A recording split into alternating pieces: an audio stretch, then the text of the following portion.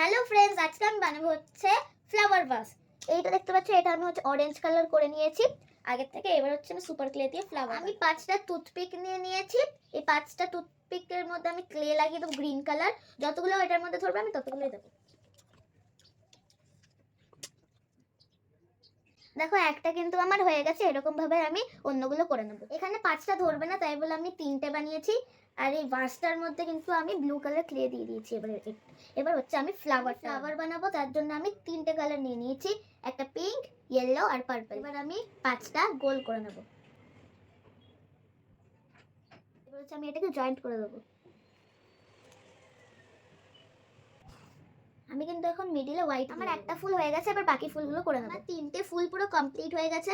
এবারে স্টিকসগুলোর মধ্যে আমি লাগিয়ে নেব। এই দেখো, আমি একটা লিফ বানিয়েছি, এবার এর মধ্যে অ্যাটাচ করে দেবো।